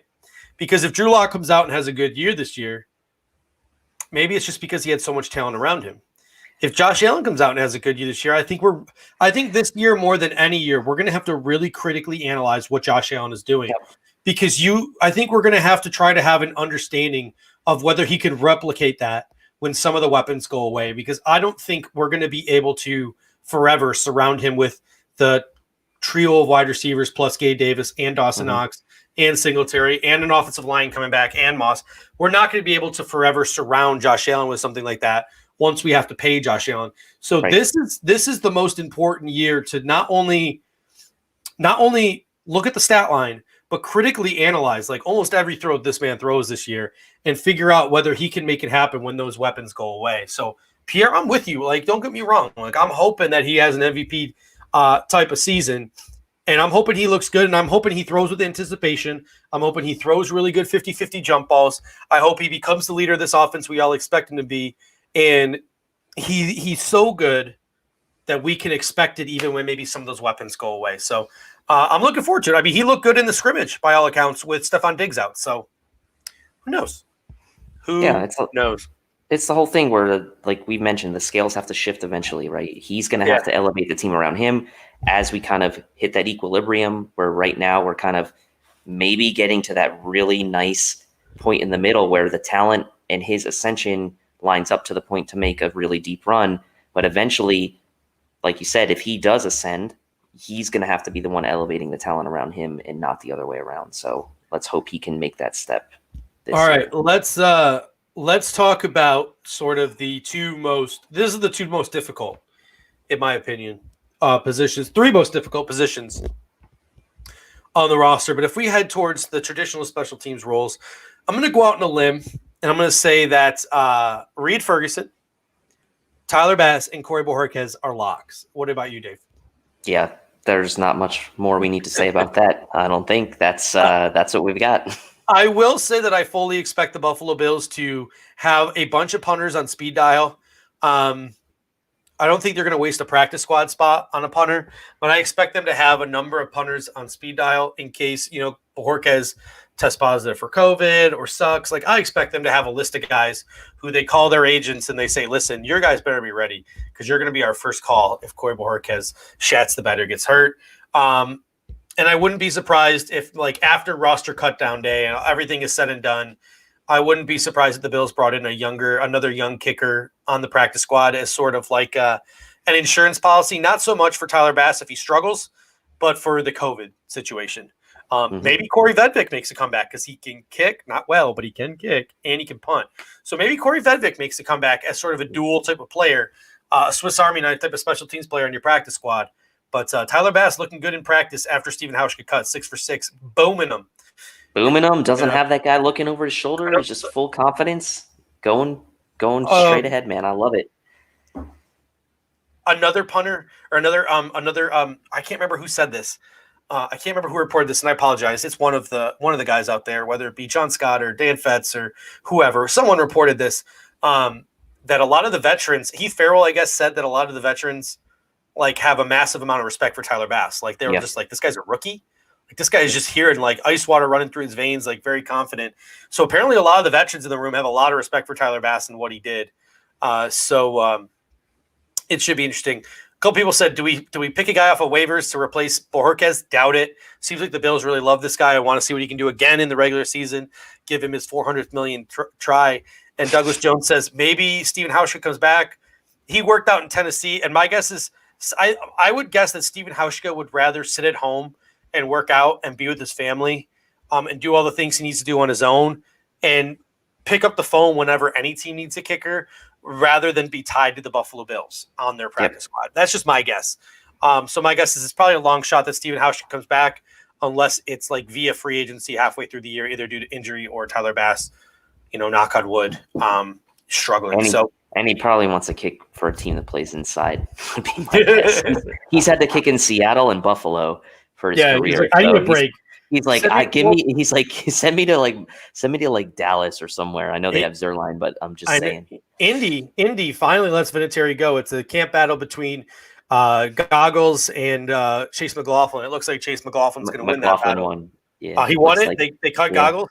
I don't know if they cut it. I don't know if they cut him, but it Goggles. I don't think had a very good camp. So Goggles is Rodrigo Blankenship for anyone who doesn't know. But all right. I said we could take questions for about 10 more minutes. Do a solid hour 45. What do you think? Yeah, we got a good 7-8 minutes to go. Let's go ahead and do it since we've been getting reamed most of the night in the comments section. Let's open it up. Let us. This is really interesting. I guess to be expected. We've been doing a solid hour. We've been doing a sour hour 15. I guess now leading up to the season, we're getting a lot to talk about. We have these 2-hour shows, and then I think that. Again, once the regular season starts, guys, we're moving to 7 p.m. Eastern time. So probably doing hour 15-ish on right in the kickoff season. Yeah, right in the kickoff. So hit us up with your questions and comments. Obviously, super chats get priority. We'll be here for another 10 minutes or so. What do we think we got?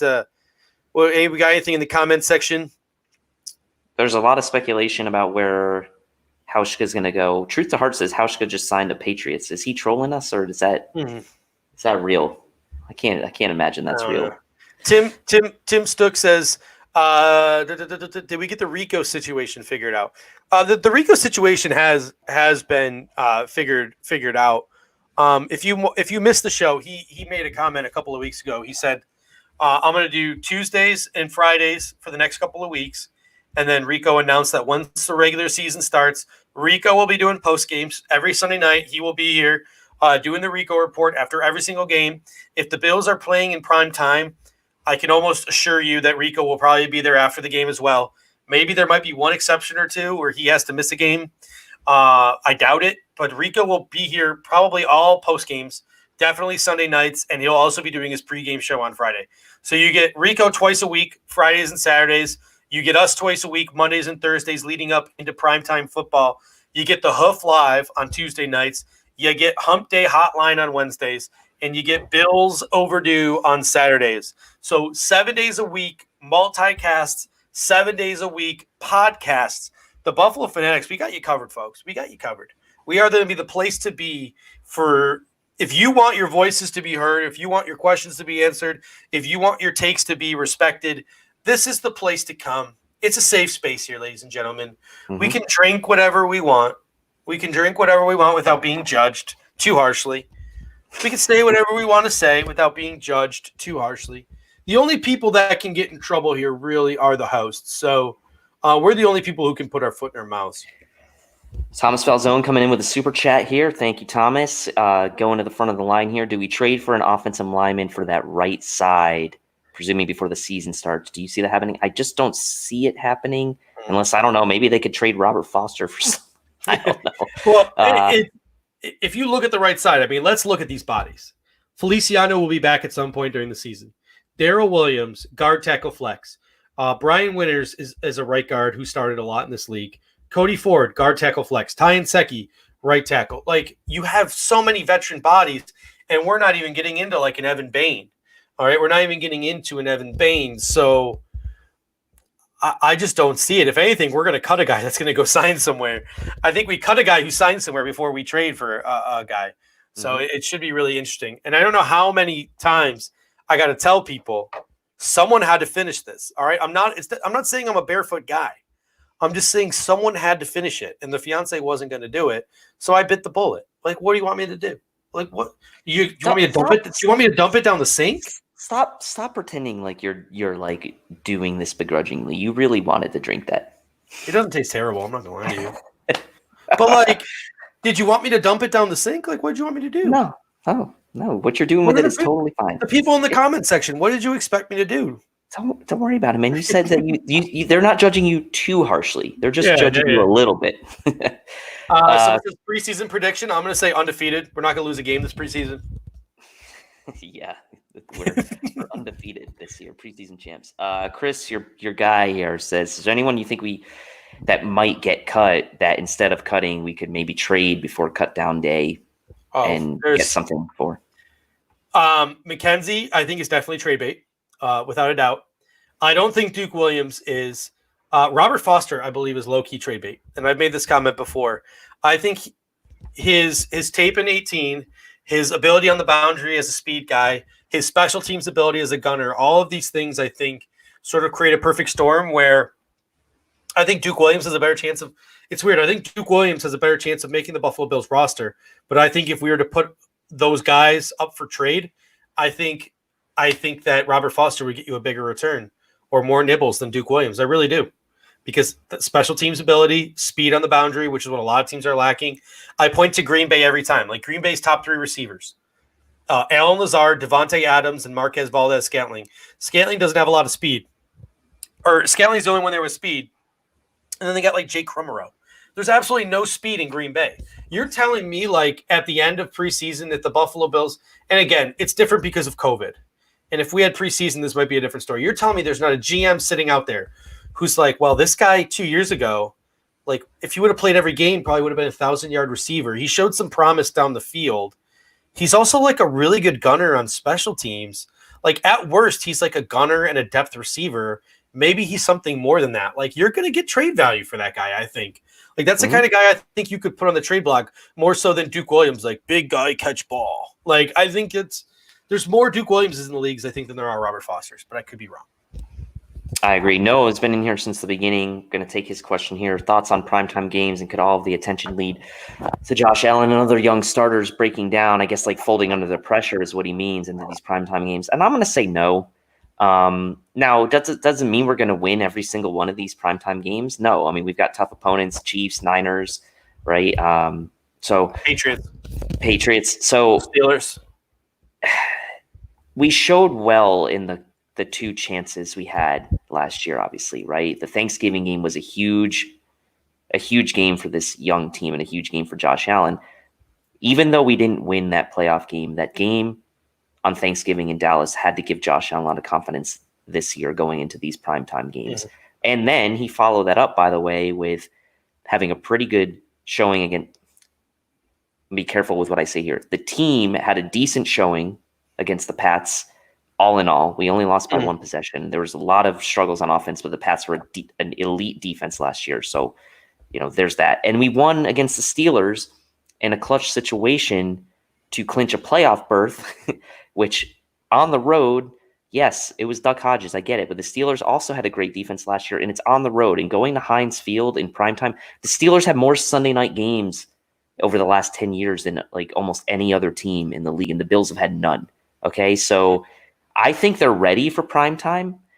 I just wouldn't necessarily say they're going to win every single one, but I think they're going to be ready for it, is I guess my point. They'll be ready for it and they'll be up for it. Yeah, I think we're at the point where if we don't embarrass ourselves in prime time, like I remember that thumping the Patriots gave us at home a decade ago.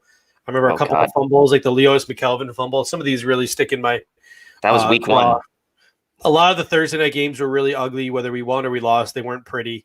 But I like the point that Sean made to sort of build off of your primetime statement there.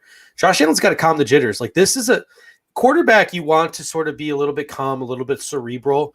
And sometimes Josh Allen brings like a linebacker's mindset into the quarterback position because like, you saw him on the Mark Sanchez podcast. Like, yeah, I like to get smacked around. I like to get hit. Like, he's like, yeah, I throw the ball way too hard when in the beginning of the game. Because I'm so amped up. It's like someone's got to give Josh Allen some melatonin or some some Zoloft before these primetime games so he can chill out a little bit. Because, I think just as much as he needs to fix the deep ball, I think Josh Allen needs to figure out how to be a little bit more cerebral in the beginning of games, and more specifically, the beginning of primetime games when things are a little bit more amplified. Maybe no crowd will help Josh Allen in this regard. Because as much as Josh Allen might feed off the crowd in the fourth quarter of a game, he might also feed off too much the crowd in the beginning of a game, and it might cause Sean Lee's CBD. Maybe no crowd is going to help Josh Allen calm those jitters a little bit, and not be too amped up to start a game. Who knows? Now we're really getting into the philosophical here, but the psychology of playing quarterback. Yeah. I was Pierce? like one credit shy of a psych minor, so I can totally have a conversation about this, and you can totally believe the words that are coming out of my mouth. My wife has a psychology degree. So oh boy, that must be rough. Nah, it's okay. Like every question, you don't know what the reason for that question is. She lets me live my life. She lets you out of the cage to do this show twice a week. She lets me live my life, and she does her thing. So yeah. Pierre had a good question. I thought said, what things do you get excited about when you hear defensive players chiming in on Josh Allen's progress, especially like the Bills players? I guess who are seeing him in camp this year. Anything particular stand out to you? I mean, it is nice to hear. I mean, we've heard of it from Cole Beasley and the likes of the offensive guys talking about how he's worked on, throwing guys open more this year. But what about from the defensive side? I don't know that maybe I've missed it, but I can't think of anything off the top of my head. For the first time in a while, I believe it. I mean, it's not even just the Josh Allen point. Like Jordan Poyer saying that like Stephon Briggs brings a different element of competition and level, sort of what I'm looking for, urgency to training camp, and the battles are stronger than ever. And the offense has a little bit of a pulse this year, which I'm not saying the offense didn't have like a pulse last year, but going against our defense, which is so good early in the stage of the season, we're still trying to put things together. When you're going up against a defense as good as the Buffalo Bills, it's not easy. So for the first time in a long time, I believe it. And I know that we're talking about defensive players here, but how many times, and I love Jim Kelly, like, don't get me wrong. Like, I love Jim Kelly, but how many times do we have to hear Jim Kelly say, guys, this one's the real deal, finally, trust me. JP Lossman's the real deal, trust me. Todd Collins is the real deal, trust me. He has Trent Edwards is the real deal. EJ Manuel is the real deal, trust me. Like, you hear guys like Jim Kelly say that time after time after time, and you hear players who go to training camp time after time after time and say those things. And honestly, like I start to become numb to it, and they mean nothing. So to hear guys on the other side of the field from Josh Allen, like actual competitors and actual teammates say it, and in my opinion, believe it, like I feel pretty good. I feel pretty good about it. Like, to me, Stephon Diggs, and again, I'm not saying he's a cancer or anything. Like, we've had this conversation a million times over about Stephon Diggs and the element, the attitude he brings to this offense, and it's not a diva mentality. But if Josh Allen was going out there and was just shit in the bed, I think you'd be able to tell by Stephon Diggs' body language that it wasn't going well. And so far, all things positive from Stephon Diggs, guys like Cole Beasley. I don't think Cole Beasley makes the statements he makes about catching less balls and not caring about his numbers and caring more about winning. I don't think you hear a guy like Cole Beasley make those statements unless he believes he has a quarterback who can back it up. So I'm pretty pumped about it. Yeah, Pierre says Marlowe said that Allen's decisiveness has stood out. Leslie Frazier said the same thing. Allen's making decisions quicker now. So now we just have to hope those are the right decisions and the good decisions, not the quick decisions because of the jitters or whatever it may be. But like you said, it doesn't sound like that's the case. Offensive guys have already come out and said that. So, man, crazy to think that come Thursday, man, we'll be 1 week away from our first NFL game this year. And we're actually, I'm almost like still holding out. Like, it's not going to happen until the ball's actually kicked off. It's going to happen. So let's hope. Let's just hope, man. Ladies and gentlemen, again, when the regular season kicks off, that first Thursday night football game, who's that Thursday night football game? Who's opening the season? It's Chiefs and Texans are opening. That day, ladies and gentlemen, will be the time change for the Bills, guys. We will be airing at 7 p.m. Eastern time, leading you right into kickoff. And then from there on out, every Monday, Thursday, leading you into Monday Night Football and Thursday Night Football. So maybe we can start incorporating maybe the last 15 minutes, some predictions, things of that nature, talk about the game that'll actually be on the television, not just the Bills game. But it should be fun. Monday night and Sunday Night Football will keep us on a nice time limit so we don't go an hour 50. Unfortunately, I live on the West Coast, so we can't start this any sooner because, I have like a job and things of that nature. Believe it or not, someone employs me. But ladies and gentlemen, like I said, Buffalo Fanatics is the place to be. 7 days a week multicast, 7 days a week podcasts, Twitter, Facebook, Instagram, the Flick chat. Literally you can't go anywhere without seeing Buffalo Fanatics. Buffalo Fanatics is just delivering content on half a dozen platforms on a daily basis. You can't beat it. So I'm really pumped for the season. Pierre says giveaway predictions. I don't know what that means, Pierre. You're going to need to elaborate. I think he maybe saying like if someone predicts something correctly, we do a giveaway for them.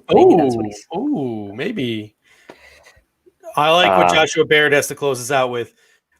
Come join the Buffalo Fanatics on Patreon, guys. Literally, subscribe on Patreon. It's $4.99 a month. It's kind of like sort of like an athletic type of deal. You'll get premium Buffalo Fanatics content. You'll get early content. You'll get exclusive content. I know we're already planning things this year where like we're going to watch games with you guys this year, like whether it be me or you or the Hoof guys or the Hump Day guys or Rico, Pierre, Bobby. Like we're going to set up some situations in season where we literally like hop on Zoom or hop on something like a platform like this, and we're going to watch the game together. Like we're going to have watch parties and things of that nature. So if you're interested, and that's what I love about Buffalo Fanatics, I don't think you're going to see any other, platform or organization doing things like that. You guys are literally a part of what we do. You are what makes us what we are. You are a part of this thing. You are just as much a host of this show and all shows as we are. You guys are the content creators as well in that comment section. So we appreciate you guys. If you're interested, head over, supportbf.com, Patreon, $5 a month, exclusive offers, exclusive giveaways, discounts at the BF fan shop, all those things. I believe the BF Barbershop will be making a comeback in there as well for some exclusive live shows with that. So it's just the place to be, guys. We really appreciate you. And I think we're ready to go, Dan. I don't know. What about you? Yeah, I just want to say one more quick thing. We wouldn't have the shows we have without the viewer engagement, right? It just wouldn't be the same.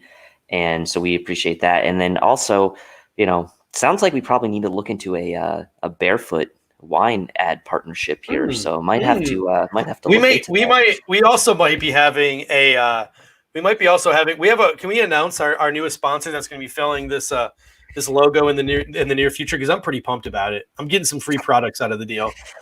Not quite yet, but it's in the works, and we may have that ready to go by opening day. I'll say we'll probably have that ready to go. So I'm looking forward to announcing a partnership we're working on.